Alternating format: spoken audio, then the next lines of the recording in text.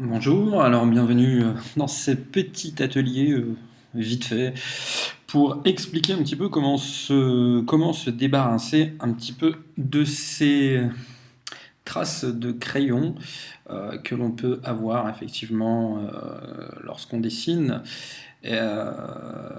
Justement, je vais essayer de vous montrer comment on peut nettoyer un dessin après ancrage sans avoir un recours systématique à la gomme qui pourrait peut-être effacer vos traces, enfin vos noirs, ou altérer un petit peu vos noirs. Alors, je vais vous montrer un petit peu très simplement comment procéder. Alors, l'étape à éviter, disons, serait, disons d'aller dans les réglages et d'utiliser luminosité, contraste, pour la simple et bonne raison que si vous procédez de cette manière, une fois que vous aurez effectivement établi ça comme ça, tout sera destructif. C'est-à-dire qu'en fait, vous aurez détruit des informations de lumière et vous ne pourrez pas, au bout d'un moment, revenir en arrière. C'est-à-dire que votre historique est programmé d'une certaine façon, que au bout de 25 ou 50 actions, vous ne pourrez pas revenir en arrière et vous ne pourrez pas avoir vraiment de contrôle sur ce que vous faites. Donc effectivement, vous pourrez agir sur la globalité de votre image, c'est-à-dire qu'en gros, vous pourrez, même avec la commande niveau ici, agir sur vos noirs dans la globalité de votre image. Mais si vous voulez revenir en arrière et dire bah non, finalement c'est pas ce que je voulais, vous ne pourrez pas le faire. De même, si vous voulez travailler sur des zones spécifiques, ça va être un petit peu plus compliqué. Donc la bonne méthode consiste plutôt à travailler avec l'outil masque, ici, les masques de fusion et les calques de réglage. Alors comment ça marche? C'est très simple. Ici, donc, vous avez votre arrière-plan, enfin qui est le dessin. Vous cliquez ici pour créer un calque de réglage. Ici, ce qui nous intéresse, par exemple, on va déjà enlever un petit peu la couleur bleue des crayonnés de Stéphane, puisqu'il s'agit ici d'un dessin de Stéphane Créti, et donc il l'a fait au départ, apparemment, effectivement, quelques petits bleus qu'on va enlever très simplement ici, voilà, en travaillant sur la saturation du dessin. Donc vous voyez, en cliquant ici, je crée un calque de réglage, il est là, et vous avez ici le panneau qui permet de commander en fait tout le calque de réglage teinte saturation. Donc je vais agir uniquement sur la saturation, vous voyez, hop, j'enlève, et nous avons le dessin en noir et blanc. Donc l'avantage, effectivement, vous voyez, vous pouvez contrôler votre saturation, et à tout moment, si ça ne vous plaît pas, vous pouvez désactiver le masque, ici, que vous avez appliqué à votre image. Donc c'est l'avantage. Alors, une fois ça fait, nous avons donc toutes les informations en noir et blanc. Mais bon, le noir n'est pas uniforme. Vous voyez ici, nous avons des zones avec un noir très clair et ici avec un noir très foncé. Or, pour ce genre d'illustration, je pense que les noirs doivent être en aplat et être bien uniformes. Alors, la méthode que je préconise, c'est de créer ici en fait un calque de niveau, un premier calque, voilà, qui va s'afficher. Ici vous avez donc une courbe de niveau et vous avez ici trois onglets pipettes.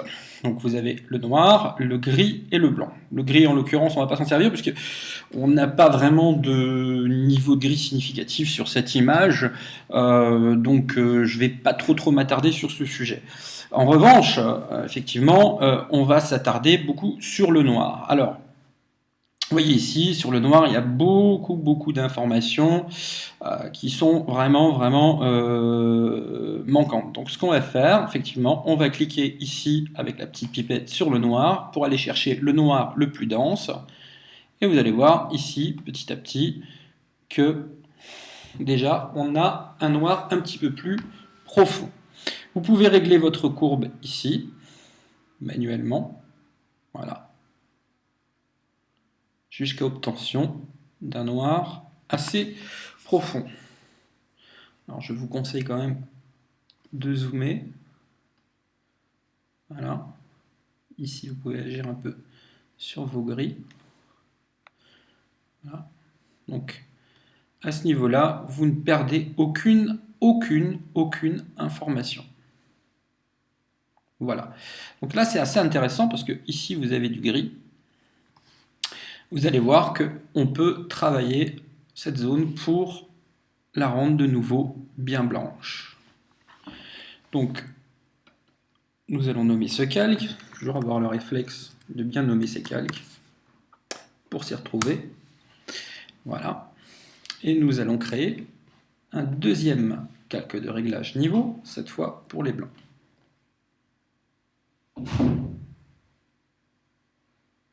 Voilà. Alors, on va y aller mollo quand même sur celui-ci, pour ne pas perdre d'informations au niveau du trait. S'agissant quand même d'une illustration qui, à la base, est une dimension de, on va dire, 30 sur 43. Donc, voilà.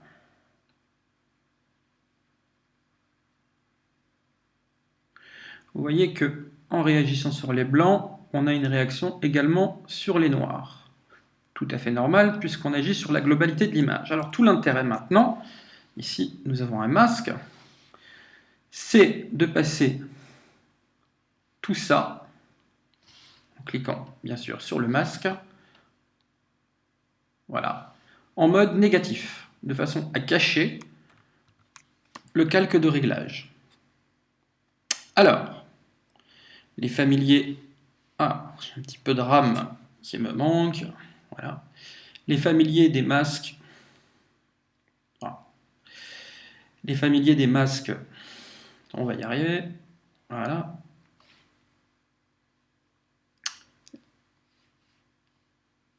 Voilà. Les familiers des masques, je disais, reconnaîtront tout de suite la méthode. Le principe, c'est que ce qui est en noir est caché, ce qui est en blanc est affiché. Donc là, vous pouvez jouer avec donc, tout un panel de nuances allant du blanc vers le noir. Donc ce qui est blanc est affiché, ce qui est noir est masqué. Ce qui est gris, ben forcément, est entre les deux. Donc, ce que vous pouvez faire pour cette zone ici, bien sûr, c'est afficher le blanc, enfin, le réglage de blanc que j'avais mis tout à l'heure pour éclaircir. Donc on peut y aller progressivement, c'est-à-dire avec un petit gris. Voilà. On y va de manière très soft. Et vous allez voir qu'on peut nettoyer ces traces de manière assez significative. Voilà.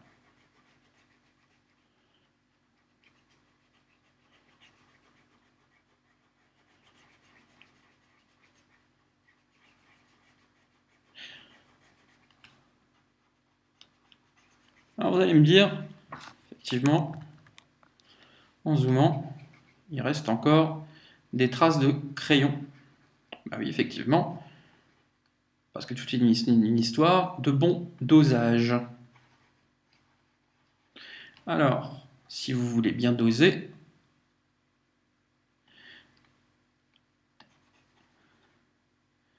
il vous faut trouver le bon réglage.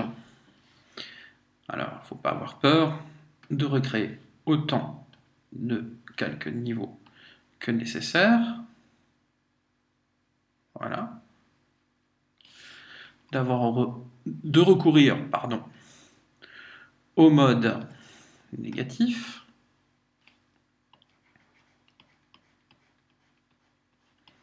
Et de l'utiliser de manière sélective sur les zones que vous avez besoin. Ensuite ici, ne pas oublier que vous pouvez passer ici en blanc pur. Hop là.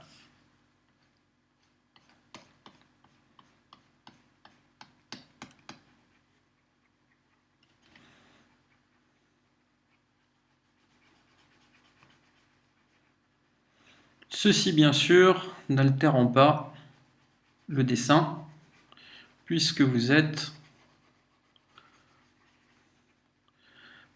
dans un mode non destructif qui vous permet à tout moment d'être complètement, hop, je vous montre, dans la possibilité de revenir sur ce que vous avez fait. Alors pour bien comprendre, hein, dans cette méthode, vous avez deux éléments ici. Le calque de réglage qui vous permet d'agir sur les paramètres et le masque de fusion qui vous permet de masquer ou d'afficher la zone en particulier que vous désirez traiter.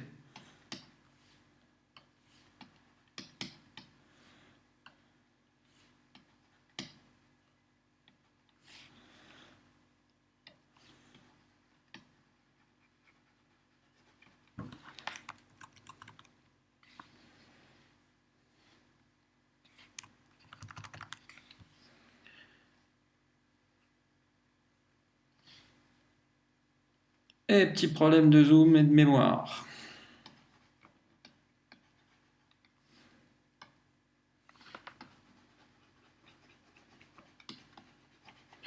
Et vous allez voir que, comme ça, c'est facile de nettoyer un dessin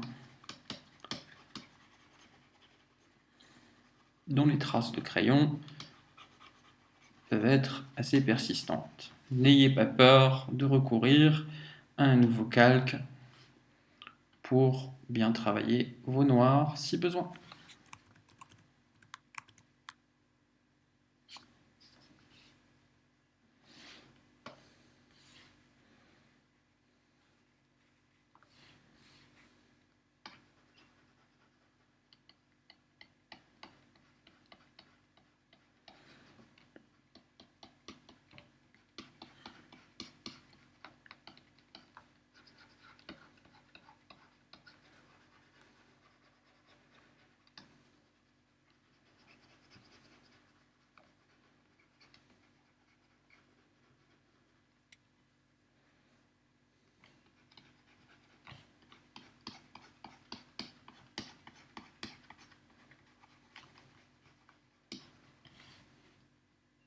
Ici, par exemple,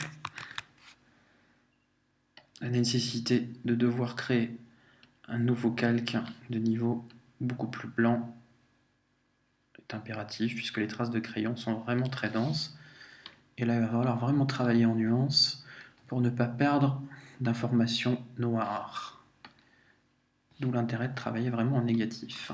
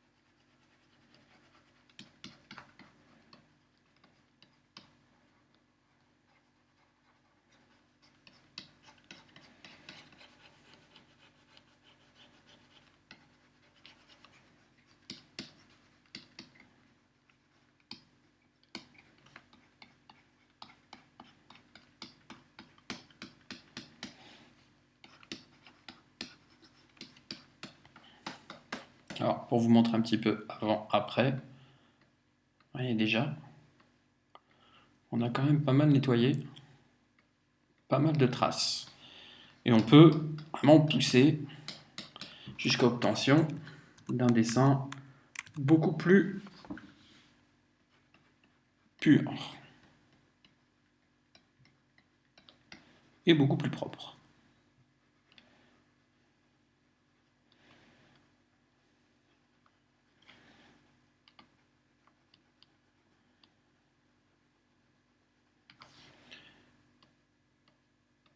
Donc pour résumer, comme je vous le disais tout à l'heure, ici, vous avez la commande, ici, niveau, teinte de saturation. Vous agissez donc ici pour créer en fait un calque de réglage de saturation. Vous désaturez, voilà.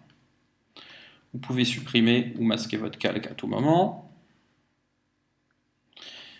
Et puis ici, vous créez des calques de niveau. Et vous revenez ici dans Réglages pour mettre votre image en mode négatif de façon à travailler les zones à afficher. Voilà, il ne me reste plus qu'à vous souhaiter bon courage pour travailler vos images de cette façon, en espérant que cela vous soit utile. Bonne journée.